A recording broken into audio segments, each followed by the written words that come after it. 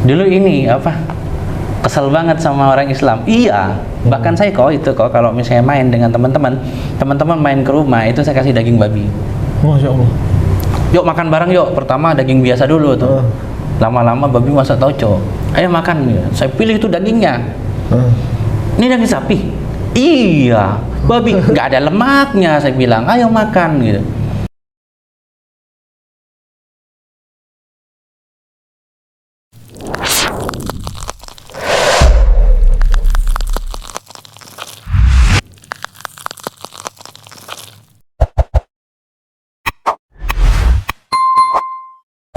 Assalamualaikum warahmatullahi wabarakatuh.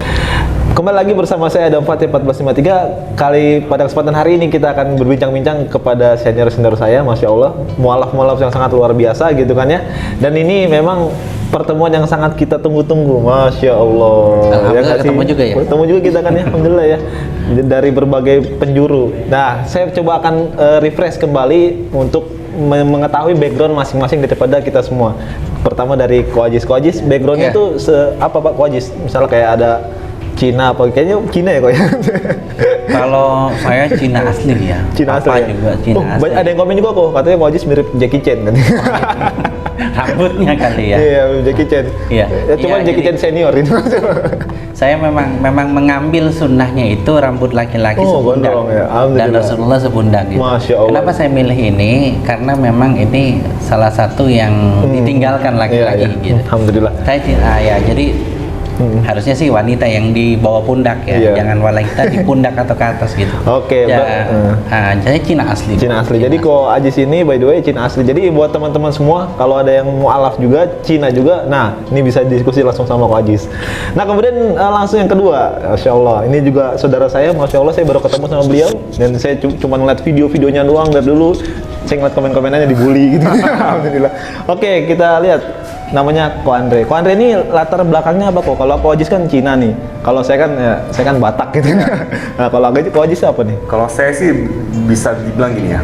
Kalau saya berpendapat gini, kalau China itu adalah orang China yang datang ke Indonesia, dia menetap di Indonesia. Kalau saya ini kan karena saya lahir di Indonesia, kalau saya itu lebih berpendapat seperti saya ini sebenarnya Tionghoa. Oh, Tionghoa. Tionghoa, jadi orang keturunan China yang lahir di Indonesia. Oke. Tionghoa juga. Oh, sama-sama ya. Berarti betul. Tionghoa dan Tionghoa ya. Saya sedikit ini bisa loh bahasa Tionghoa lo, kayak jit, nyi, kayak gitu kan sih ya. Gope, cepe itu kan bahasa Tionghoa ya kok ya? Iya. Ya, itu bahasa Tionghoa ya. Gope, cepe, terus gocap, goban gitu kan. Goban, lakban. Nah, kalau antum kan lakban ini. Ya, kalau ini duit. Lakban berapa ya? Saya lupa. Lakban itu 80. 15.000 lakban. Coba beli di toko. 15.000 lakban 15.000. Lakban itu kalau iya, kalau Anda ya jadi kalau di toko lah saya bilang, kalau di toko. Kalau di toko lakban 15.000, tapi kalau di sini 80. Masya Allah, seru ya. Jadi kita lihat bahwa memang beliau berdua ini dari Chinese.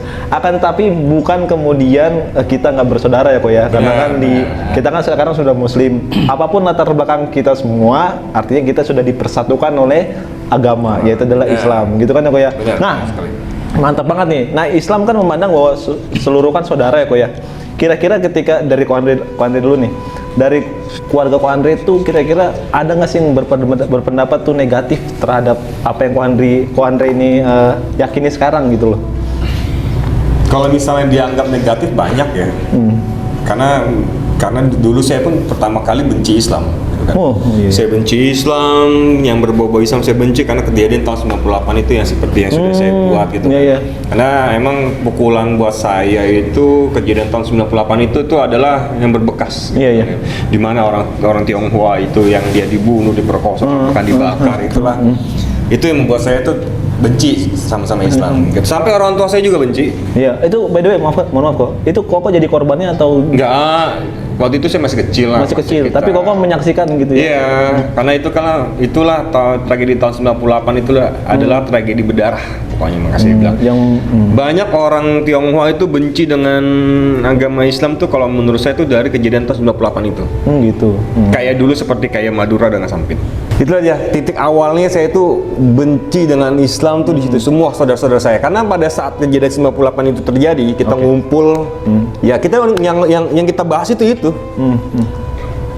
Tragedi kejadian 98 itulah, kejadian itu bagaimana kita sudah di Indonesia, kita lahir di Indonesia, kita memiliki KTP Indonesia, hanya perbedaan casing, warna, rambut, mata.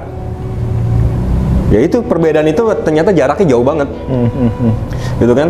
Nah itu pada saat saya berkumpul dengan saudara ya kita bahas itu. Islam tuh begini.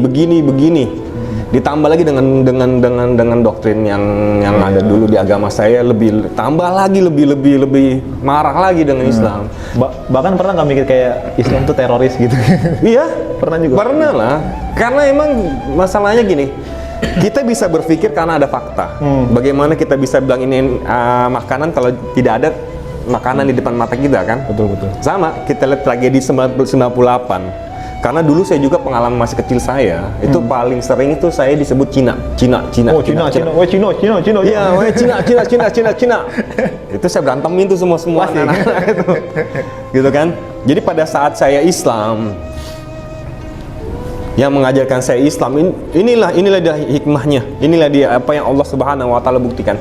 Ketika saya belajar Islam, ada yang memperkenalkan saya Islam, itu saya sempat marah tuh kepada saudara-saudara saya yang ada di rumah. Gimana dulu saya dipanggil Cina, diperlakukan beda, tapi giliran saudara saya mengajarkan saya Islam, dia yang mengislamkan saya. Pada saat saya sebut benderanya, saudara-saudara saya pada kaget. Lu kenapa? Lu ngaji di situ? Itu bukannya dilarang oleh pemerintah. Terus saya bilang, waktu saya masih kafir, kalian kemana? Nggak merangkul gitu. Iya, kalian malah menghina saya. Dengan sebutan Cina-Cina. Tapi pada saat saya sudah Islam, kamu yang mengislamkan saya konotasinya A misalnya, yang dilarang oleh pemerintah. Pada saat saya sudah Islam, kalian malah bilang itu kan dilarang oleh pemerintah. Saya bilang justru itulah dia, makanya saya bilang. Berarti Ko Andre itu mungkin background dari keluarga Ko Andre itu mungkin belum paham tentang Islam ya. Artinya mereka mengklaim bahwa Islam itu negatif. Nah, pasti. Nah, sekarang kita ke Ko Ajis nih. Dari keluarga Ko Ajis nih, kira-kira ada nggak dari kalangan keluarga Ko Ajis yang menstigma bahwa Islam itu negatif kok, pasca kokoh masuk Islam gitu loh, kan tetap gitu ya, kayak keluarga saya juga dulu kayak gitu, apaan itu Islam, nyembah bait Allah gitu masih orang kan gitu ya, terus kemudian nyembah batu Hajar Aswad dan seterusnya, itu kan banyak ya kalau dari keluarga saya. Nah kalau dari keluarga Ko Ajis tuh apa sih kira-kira, ada keluarga yang berbicara nggak sesuai Islam nggak sih kira-kira? Rata-rata semua Chinese, orang Cina yang dilahir di Indonesia, kalau saya bukan nyebutnya Tionghoa lagi, tapi Cina pribumi. Cina pribumi, iya. Yaitu Cina yang lahir di Indonesia, baik dia masih asli seperti saya, tidak ada campuran, ataupun yang sudah berbaur menikah misalnya dengan orang pribumi, bapaknya Cina, ibunya orang pribumi, entah Jawa, Sunda, itu kan nazabnya tetap Cina kan, masih dapat marga gitu kalau mau pakai marga.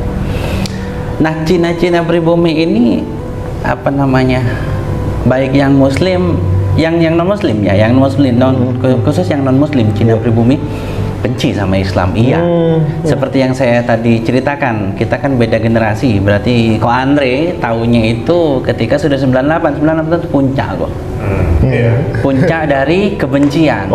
Tetapi pada dasarnya kebencian orang pribumi, kita sebut Fanni ya, suku Indonesia itu Fanni kan, kepada orang Cina itu diawali daripada ketakutan orang Cina kepada orang pribumi, yaitu dari zaman dulu orang Cina itu udah turun temurun itu didoktrin bahwasanya yang miskin itu orang pribumi, kalau ada maling ketangkep begitu di sidang agamanya Islam, gitu kan. Makanya kita nggak heran ketika korupsi. Kan ada meme itu ya, korupsi nggak pakai jilbab, begitu di sidang pakai jilbab gitu. Jadi terus begitu ada yang maling ketangkep, malingnya tetangga sendiri, orang pribumi, dilihat agamanya Islam. Seperti itu kan. Kan orang di luar Islam itu tidak melihat kepada Al-Quran dan Al-Hadis. Betul. Tetapi seperti kata Habib kan, mereka itu melihat bagaimana akhlak kita. Ya, mereka nggak baca Al-Quran, tapi mereka baca mereka kita. menyimpulkan nih yang maling Islam, orang iya. Islam, nah benci gitu. Iya, iya. Jadi ada kebencian seperti itu. Nah akhirnya mereka bangun tembok dan segala macam kan, semua ngelarang anaknya itu untuk bergaul dengan orang-orang Islam. Kenapa? Orang Islam tuh banyak yang negatif gitu. Iya. Banyak negatif gitu. Terus ya akhirnya bangun tembok dan eksklusif katanya ya, kita bilang eksklusif tanda kutip menjaga diri sebenarnya kan, membatasi gerak. Nah ketika membatasi gerak maka dibilanglah ke orang Islam itu bahwasanya orang Cina itu kesini cuman ngeruk kekayaan, padahal mereka dagang kagak ngerampok gitu kan. Jujur. Saya bilang banyak mereka itu udah kaya karena dagang dan bisa manajemen keuangan. Iya. Jadi ketika orang Cina ini membangun tembok, membatasi jarak, kesannya eksklusif, maka dikasihlah pengertian ke orang pribumi, orang Indonesia bahwasanya orang Cina ini anti-Islam, menjauhi orang pribumi, benci terhadap orang pribumi gitu. Akhirnya puncaknya ya mungkin yang 98 itu kok. Gitu. Padahal itu sudah lama tertanam gitu. Oh yang korupsi itu orang Cina gitu. Saya mah heran ya, orang Cina yang di jabatan itu cuma sedikit, kenapa dia yang jadi? Saya juga kadang mikir dari dulu seperti itu gitu loh. Orang Cina yang punya jabatan itu sedikit, kenapa dibilang korupsi orang Cina gitu? Tapi kalau orang Cina banyak kaya ya karena dagang gitu kan. Ayo, siapa bilang saya benci Cina? Ini saya belain Cina tuh. Asik. Tapi Cina yang benar, yang dagang kaya karena berdagang. Iya. Kenapa? Terus juga kita lihat bahwasanya orang pribumi ternyata walaupun dia kesel sama orang Cina, banyak belanja sama orang Cina. Kenapa? Nih di sini orang Cina menerapkan Islam yaitu jujur, tidak mengurangi timbangan dan ukuran seperti dalam surah Ar-Rahman. Wala tukhsirul mizan. Sedangkan orang Islam sendiri ketika dagang itu kadang timbangannya itu kurang gitu. Kayak gitu. Bahkan ketika saya dagang telur hadapan dengan awan ya, orang pribumi, orang yang beli ke saya, oh kenapa jumlah telur kamu lebih banyak daripada depan katanya. Karena timbangan saya timbangan surga, kata orang tukang durian ya. Maksudnya timbangan ini tidak membawa ke neraka gitu, jujur, pas gitu. Seperti itu. Jadi sebenarnya kebencian orang pribumi dan orang Cina karena ada dinding pembatas dan kesalahpahaman, di mana tidak ada tabayun. Nah, seandainya mereka saling tabayun itu enak. Seandainya mereka dan juga melihat sesuai dengan porsinya itu enak. Misalnya orang Cina, oh kenapa sih yang maling itu orang Islam gitu? Katanya Islam. Harus kalau misalnya dia mau melihat bahwasanya oh ini cuma sedikit dibanding orang Islam lain yang lebih baik, gitu kan? Oh yang ini yang gatal-gatal gitu, cuma sedikit gitu yang tidak menjaga kebersihan gitu. Padahal seperti pondoknya anak saya itu bersih luar biasa, anak saya nggak gatal-gatal, alhamdulillah. Jempol saya acungkan gitu, dari semua segi gizi dan segala macam diperhatikan gitu. Nah insya Allah nanti kami akan kerjasama. Sekarang saya belum punya keuangan untuk dirikan pondok, nanti mau kerjasama dengan mereka, dukung dan doakan selalu gitu. Masya Allah. Nah jadi sebenarnya kalau dibilang kembali lagi orang Cina benci terhadap orang pribumi itu berawal dari berabad-abad kalau saya bilang, bukan cuma puluhan tahun kok, tapi berabad-abad sejak Indonesia itu dijajah. Nah, kenapa kok bisa bilang seperti ini? Iya, karena ketika Indonesia dijajah, orang pribumi itu miskin, kerja rodi dan semua hartanya dirampas kan, bayar upeti dan segala macam. Maka ketika orang itu udah miskin, udah nggak punya apa-apa, boro-boro dekat ke agama, kefakiran itu dekat kepada kekufuran. Maka ketika dia lapar apapun akan dicari, apapun kan ngerampok terus mencuri berbuat curang gitu. Dan dia tidak akan lagi ketika perut itu lapar tidak akan punya ketenangan untuk belajar Islam. Makanya kenapa kemudian orang pribumi ini jauh dari Islam. Betul. Makanya dai-dai banyak. Makanya kalau sekarang ditanya kenapa mau berdakwah kepada orang di luar Islam nggak? Aduh, orang Islam ini banyak yang perlu kita ajak berdakwah untuk berislam kembali. Kita kembali lagi back to Islam bersama-sama gitu. Jadi lebih baik seperti itu. Supaya kenapa? Image bahwasanya orang Islam itu miskin, orang Islam itu tidak jujur, orang Islam itu malas, itu bisa terangkat, bisa terbaiki gitu. Nah, seperti itu sebenarnya. Betul. Nah, jadi jelas ya, berarti kemungkinan dari keluarga pihak Koko berdua ini mungkin belum mengetahui Islam secara dalam alam gitu kan. Hanya kemudian melihat sekilas tanpa betul, mendalami lagi. hanya melihat seorang muslim tapi bukan Islam, karena kan Iya. gitu kan ya kayak orang muslim jorok, orang muslim korupsi gitu kan ya, orang muslim nggak tepat Padahal di janji. Islam itu dilarang semua. Nah itu ya, Yang dia negatif. karena orang-orang mungkin dari keluarga Koko ngelihatnya dari segi muslimnya gitu kan ya, padahal Islamnya itu nggak mengajarkan kayak gitu. Tidak. Akhirnya Karena oknumnya tidak oknumnya nggak melakukan- menerapkan Islam sendiri gitu kan ya. Betul. Akhirnya muncullah stigma bahwa Islam itu ya begitu gitu kan ya, jelek dan seterusnya. Nah, masya Allah kayak jadi memang itu juga udah wajar lah buat kita para mualaf gitu kan ya, ya udah dicela lah segala macam, itu udah wajar lah ya. Nah kan tapi kan kita ketika mempelajari Islam ternyata faktanya nggak seperti itu kok kan ya, nggak seperti apa yang orang bilang gitu kan ya. Betul. Ada yang bilang apalagi yang lebih parah, Islam teroris kan, itu kan parah kok ya. Padahal Bunuh semut aja nggak boleh. betul, makanya saya bingung tuh. Bagaimana manusia? Semut aja dibunuh nggak boleh, pohon saya- dipotong sembarangan nggak boleh gitu. Itu ajaran Islam loh Betul, ya. makanya saya nggak pernah tuh setiap ngaji gitu kepala aku kemudian diginin sama guru saya, nah nanti kamu abis ini bom itu ya gitu kan. Nggak pernah saya. Kenapa? Jangankan untuk disuruh bom, bahkan untuk ngelihat bom bumbunya aja saya nggak tahu, kabelnya merah hijau dan sebagainya nggak tahu saya. Masya Allah. Nah jadi buat teman-teman semua yang masih non muslim, artinya mungkin teman-teman semua yang mengklaim bahwa Islam itu negatif, artinya mungkin teman-teman hanya melihat muslimnya bukan Islamnya gitu kan ya. Padahal kalau dilihat dalam Islam, Islam itu rahmatan lil alamin, benar kok ya. Nah masya Allah. Oke, sekarang coba kita lihat dari kejadian yang dibenci itu muslim. Nah sekarang Koko nih, coba kita lihat Ko Andre nih.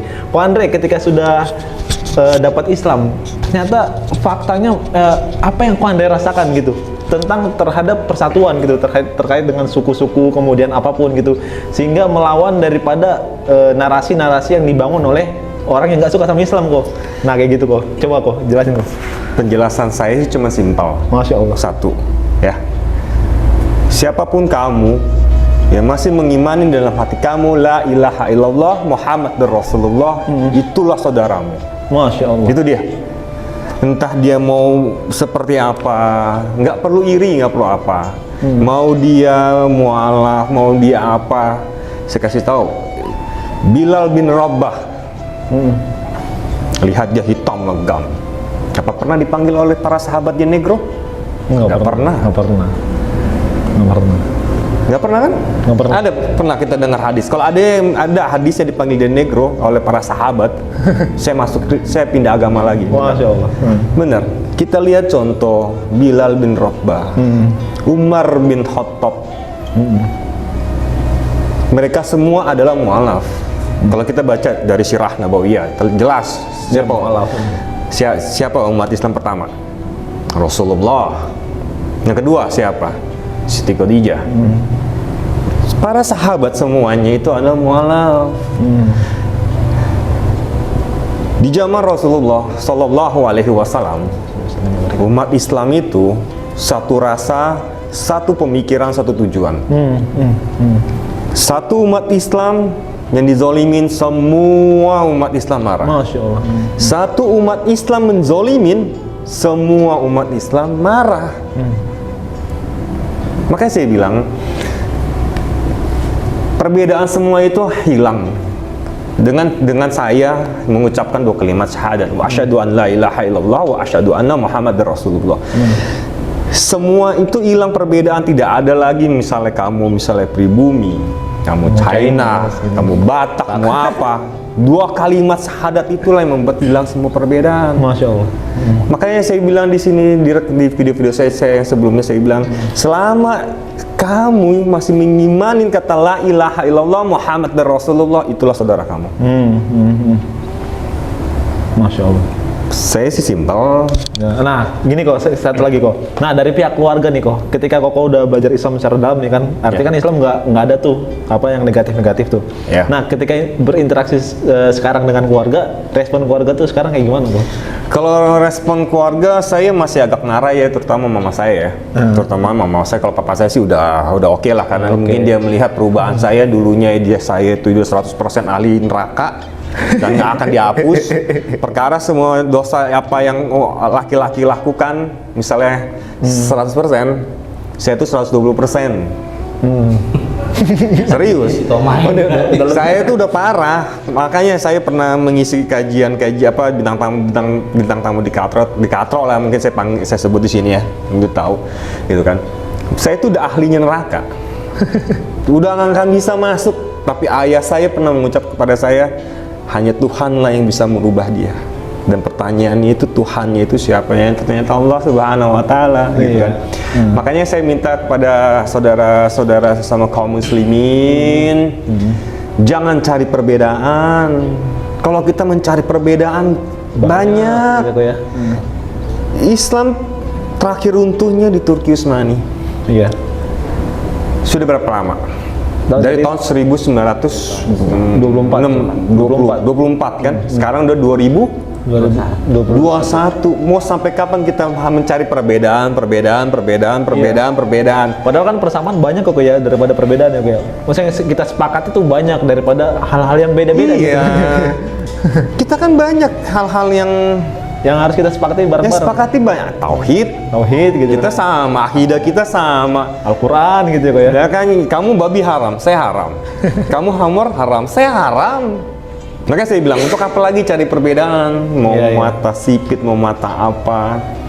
Pokoknya selama kita masih berdasarkan Al-Quran, sunnah, hadis, ijma ulama, masih mengimani kata la ilaha illallah Muhammad dan Rasulullah, itu semua saudara. Udah. Jangan cari perbedaan, carilah persamaan, pererat ukhuwah. Mau sampai kapan lagi kita hancur? Oke. Ya, Islam ini adalah agama yang benar kata tadi Mas Adam. Rahmatan lil alamin. Bukan buat kita juga loh. Buat manusia itu semua. Buat semua makhluk ciptaan Allah. Subhanallah, Masya Allah. Bagaimana orang kafir? Boleh gak sih menyebut kafir? Boleh. Bagaimana sekarang banyak yang bilang orang Cina tertindas, benci. Saya 35 tahun kafir. 35 tahun saya hidup sebagai orang China. Buktinya saya sekarang sehat walafiat, tidak ada cacat. Cuman emang ada kejadian waktu itu kan, kejadian berdarah itu. Makanya saya bilang di Islam tidak ada mencari perbedaan, tapi di Islam ini mencari persamaan. Masya Allah. Itu dia, kalau itu pesan dari saya. Oke. Nah sekarang coba dari Ko Ajis. Dari tadi ya pembahasannya sama kayak Ko Andre. Ketika sudah dapat Islam, kemudian respon terhadap keluarga itu seperti apa kok? Dan menurut Koko, ketika dapat Islam itu apakah benar stigma yang disampaikan orang-orang lain tuh kok? Ini ada dua latar kejadian waktu ya. Ketika saya masih baru pertama kali masuk Islam, ketika saya masih belum punya kekuatan apa-apa lah ya, ketika saya belum punya pengaruh dan tanda kutip waktu itu masih remaja, ya biasa dibully. Iya pasti itu. Saya tidak menjelekkan orang tua saya. Saya mau memuliakan orang tua saya. Karena kenapa? Orang tua saya di akhir hayat itu Muslim. Masya Allah. Iya, saya dibully, dibilang hayam, moyung lah, gitu, bocai lah, gitu, coafan lah, gitu. Diartiin gak sih? Coba kau artiin, saya nggak ngerti. Hayam moyung lah, tak guna lah kau. Tak guna lah. Gitu. Nggak guna ya kau ya? Iya, coafan lah, jadi orang pribumi lah, gitu. Dalam artian orang pribumi kan pasti Muslim tuh. Jadi saya kayak orang pribumi sama imet-imet negatif tadi itu. Iya. Miskin, terus jorok, males, gitu, gak jujur, gitu. Terus bocai lah, tak bisa pakai lah, gitu. Artinya tidak ada guna lah, gitu. Ya seperti itu. Terus ketika ya yang seperti saya ceritakan, ketika Imlek ya kadang dikasih arak gitu, suruh minum arak. Oh, arak ada kok, tradisinya arak. Nah, kalau udah remaja boleh kan minum, itu kan untuk ini menghormati. Oh iya. Secil lah, nggak apa-apa lah gitu. Minum arak lah gitu, arak putih gitu kan gitu. Kan kalau kita lihat di film Wong Sifu Chin. Oh gitu iya kan. Cina. Setelah minum arak ini kita saudara minum kan gitu. Itu biasa, memang tradisi Pak, sakral, ya? Gitu. Di situ ada sakral. Siapa yang bilang bahwa saya minum arak putih bagi orang Cina nggak sakral? Pak Ciu kita bilang, Pak itu putih, Ciu itu arak. Disuruh gitu biasa. Jadi ada hal-hal yang memang mereka tahu haram gitu kan, disuruh gitu.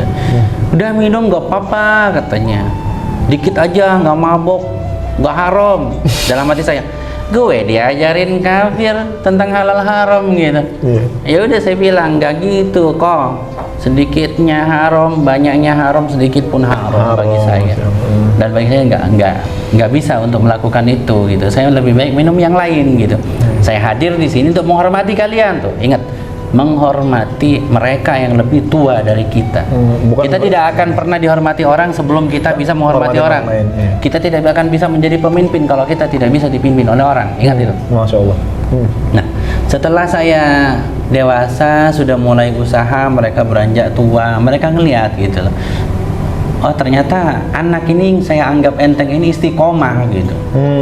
Dia membuktikan bahwasanya dirinya itu muslim gitu. Walaupun tetap banyak cacat dari manusia ya, banyak kelakuan yang kurang gitu kan, itu manusiawi lah gitu.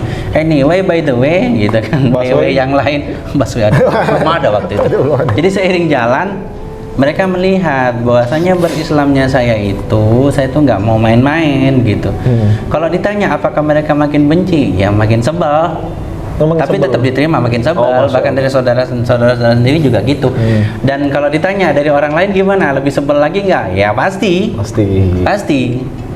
Banyak orang-orang yang ketika kita makin baik itu dia tidak senang. Banyak itu. Dan itu wajar. Kita tetap aja jalan gitu loh. Kafilah tetap berlalu lah gitu sampai tujuan gitu. Artinya memang nggak ada masalah ya, sama. No problem. Jadi setelah saya mulai jadi someone gitu kan, seseorang. Oh, seseorang, Masya Allah, kirain bahasa Cina. Gitu.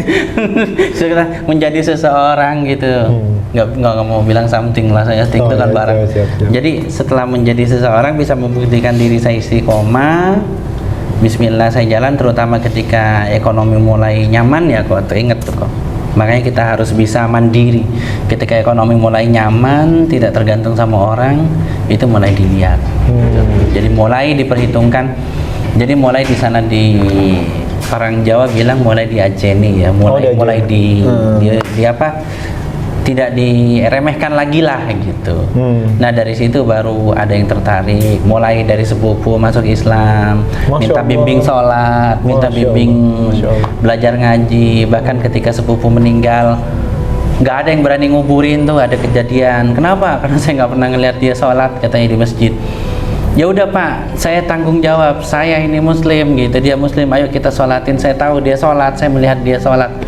Akhirnya amilnya baru mau ini nyolatin gitu. Kadang kita yang nyolatin cuma berapa orang gitu, karena memang dia kerja sibuk, nggak bisa sholat di masjid gitu kan.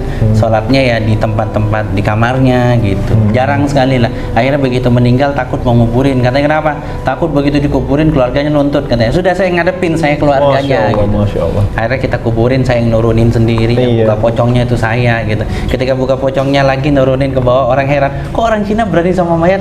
Emang kenapa, ini saudara saya, ini bibi saya, ini orang tua saya gitu. Apa yang saya takutkan, kita juga akan mati semua gitu. Jadi saya udah terbiasa nurunin mayat, ngubur tuh biasa. Dari saudara-saudara biasa gitu. Bahkan ketika ada saudara muslim yang meninggal, kadang saya dipanggil, nih ada yang meninggal, gimana nih gitu. Atau sekarat gitu, gimana nih. Saya bilang, udah pup keluar agak merah nggak? Iya, sudah. Ini dibimbing aja, panggil ustadz aja gitu. Udah dibimbing aja ustadz atau ustazah gitu. Orang bilang tai gagak tuh. Udah tai gagak tuh kok bisa orang sakit menjelang meninggal tuh keluar tai gagak. Nah, sudah di ini aja gitu.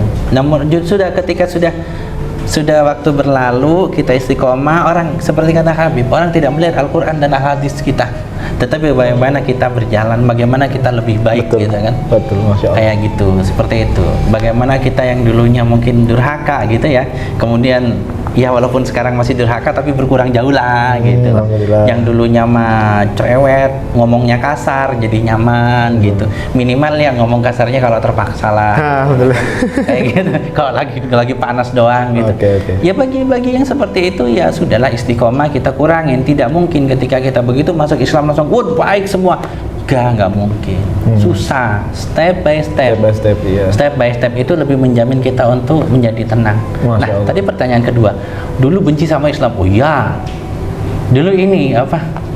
Kesel banget sama orang Islam. Iya. Bahkan saya kok kalau misalnya main dengan teman-teman main ke rumah itu saya kasih daging babi. Masya Allah. Yuk makan bareng yuk. Pertama daging biasa dulu tuh. Lama-lama babi masak tauco. Ayo makan. Saya pilih itu dagingnya. Ini daging sapi. Iya, babi nggak ada lemaknya. Saya bilang, ayo makan gitu. Makan bareng. Begitu mereka ketagihan, udah lama saya bilang, nih makan, dimakan. Lu tahu daging apa gitu? Mereka ketagihan. Sapi, babi, biarin gue doyan kata. Ya jawabannya seperti itu. Nah, pemurtatan itu seperti itu. Kita perlahan-lahan kok. Saya juga dulu. Tapi itu sebelum kurang ajar. Muslim, sebelum ya? Muslim kurang ajar luar biasa. Akhirnya ya ketika ketemu Islam, saya bukan benci Islam lagi, tapi saya malah jatuh hati terhadap Islam gitu kan. Makin mempelajari Islam, saya sampai I don't care dengan agama yang lama, saya I don't care dengan agama lain, saya I don't care dengan pemikiran barat yang katanya maju. Yang saya temuin dalam Islam, setiap solusi itu ada setiap apa masalah kita ada solusinya di sana. Dan ketika kita berjalan menurut Islam itu kita santai gitu loh. Kita nyaman kehidupan kita ini. Islam mengajarkan kita mandiri. Udah, ketika kita mandiri, siapa mau nagih utang sama kita? Ketika kita mandiri, kita jual rumah, siapa mau minta duit sama kita? Siapa mau bilang, oh rumah jangan dijual ya? Iya, kalau warisan gitu kan. Woi, warisan tuh awas bagi kan gitu kan. Makanya salah satu doa saya, ya Allah nikahkan saya dengan anak yatim atau yatim piatu atau piatu yang nggak punya harta warisan. Tujuannya apa? Saya nggak mau tergantung sama harta orang lain. Masya Allah. Saya maunya mandiri gitu. Seperti itu. Benar, ketika saya bangkrut jual rumah nggak ada yang minta. Kenapa? Hasil sendiri. Ya, seperti itu. Jadi paling kok jadi bangkrut gitu. Paling orang ngomong iya salah langkah, wajar kan gitu. Seperti itu. Nah, lucunya lagi kok, temen yang tadinya saya kasih makan babi 20 apa 18 tahun kemudian, 20 tahun lebih kalau nggak salah, baru ketemu 21 tahun kemudian ketemu. Kita manggang ayam, dia bilang, beruntung dulu saya dikasih babi sama kamu ya, katanya, saya sekarang kebal santet. Saya bilang, ngomong gitu depan teman-teman. Dia bilang, woi goblok lu, saya bilang. Spontan saya kok. Itu saya kurang ajar, tahu nggak? Saya itu kurang ajar ngasih kamu babi. Kamu jangan bilang kamu kebal santet gara-gara babi. Haram, kamu syirik gitu, saya bilang. Itu kamu nggak kena santet karena kamu nggak pernah disantet, atau Allah ngelindungin kamu.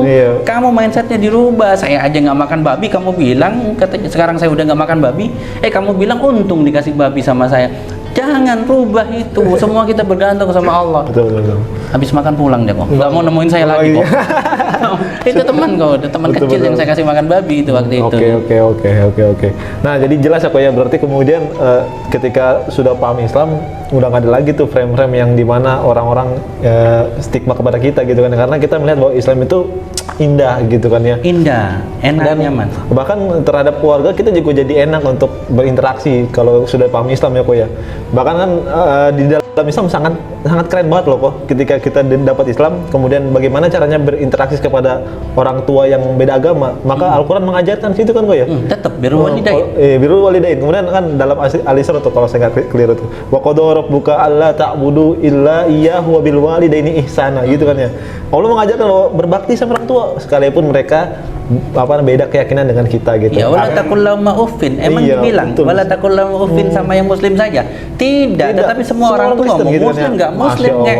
Wala taqul lahum uffin, itu yang diajarin Islam. Masya Allah, artinya emang kita nggak ada masalah sama keluarga kita, apalagi sama keluarga kita aja kita nggak ada masalah, apalagi sama orang yang di luar daripada keluarga sendiri. Contoh saudara-saudara yang non Islam yang lainnya gitu kan ya. Dan kita nggak ada masalah loh. Kita bahkan pengen kita tuh berinteraksi sangat secara baik dalam sisi kemanusiaan kan gitu kan. Karena di Islam juga kan diajarkan.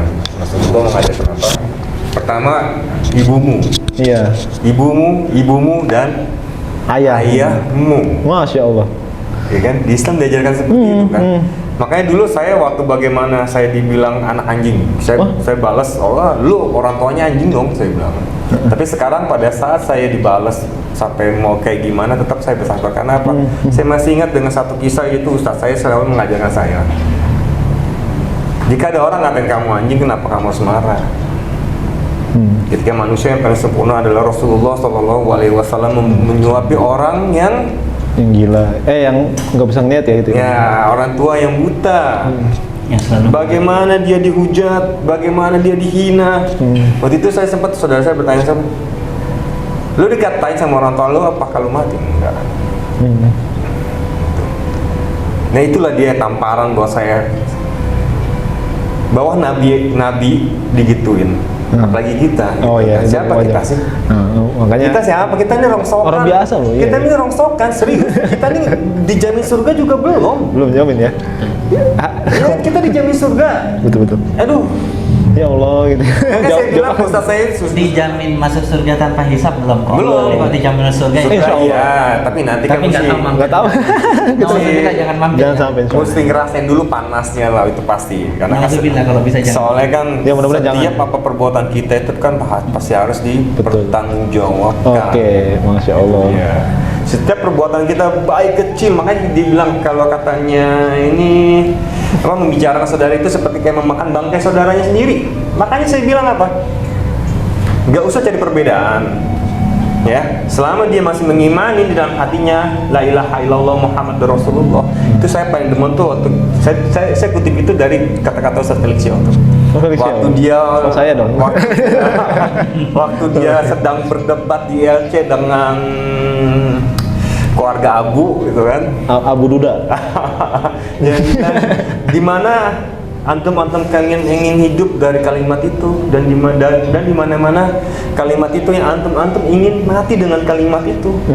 Makanya saya bilang dengan kalimat la ilaha illallah Muhammadur Rasulullah itu hilang semua perbedaan. Iya, artinya memang persatuan Islam itu sangat konkret ya untuk mempersatukan seluruh bangsa maupun suku maupun budaya ya, artinya gitu kayak gitu. Dulu waktu makanya saya bilang baca sirah nabawiyah, ustaz saya itu sering bilang sama saya, Iya. baca Anda sirah nabawiyah, baca sirah nabawiyah, kamu bakalan tahu sejarahnya Rasulullah dari hidup sampai wafat. Sampai Rasul wafat, apa yang dia ingat? Umati Kita. Masya Allah. Yang diingat siapa? Kita.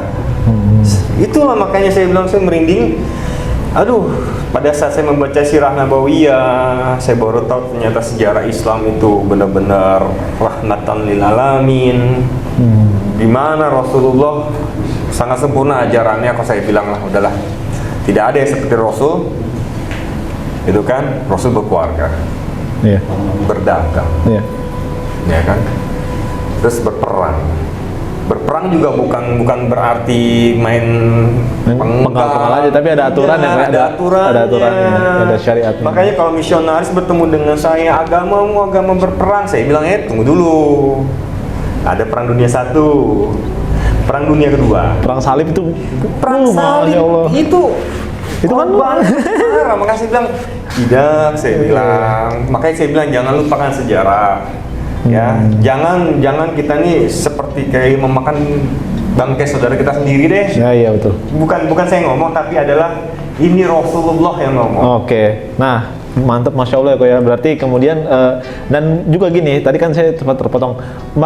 Bahkan kita itu nggak ada masalah sama non muslim yang lainnya kok ya. Dan kita juga bahkan pengen loh walakum dinukum waliyadin, kita pengen bertemu dan tanpa kemudian harus celah satu sama lain gitu loh. Dan kita bisa saling ngobrol, ngopi bareng, bahwa Islam itu nggak senegatif yang kalian pikir loh gitu, bahwa kita mau dari manapun, dari Medan, dari Cina, dari manapun, kita tetap dipersatukan. Persatukan oleh apa? Oleh kalimat yang sangat indah, yang sangat mulia, dan itu yang kita akan bawa di hari kiamat gitu kan ya. La ilaha illallah Muhammadur Rasulullah. Akan tapi ini bagi orang-orang yang memilih aja. Dan kalau nggak ada yang mau milih Islam, nggak masalah gitu kan ya. Allah kan bilang kan ya, ada yang mau beriman, silakan beriman. Ada yang mau kafir, silakan kafir gitu loh. Benar. Itu tergantung pilihan kita masing-masing. Karena saya ini awalnya ini saya yang ingin berubah. Iya. Karena Allah tidak akan berubah. Makanya iya dari situ. Kerennya di situ. Dan kami umat muslim, kemudian Ko Haji, Ko Andre, dan kita nggak pernah terpaksa dalam agama ini. Karena kenapa? Islam nggak pernah paksa orang terhadap agama. Benar. Allah mengatakan la ikraha fid din, jangan paksa orang. Kenapa jadi paksa orang? Karena Islam terlalu mahal buat orang-orang yang nggak mau. Mungkin itu ya yang bisa saya sampaikan ya. Mudah-mudahan buat teman-teman semua ada manfaatnya, share di teman-teman lain. Barakallahu fikum. Wassalamualaikum warahmatullahi wabarakatuh. Waalaikumsalam warahmatullahi wabarakatuh.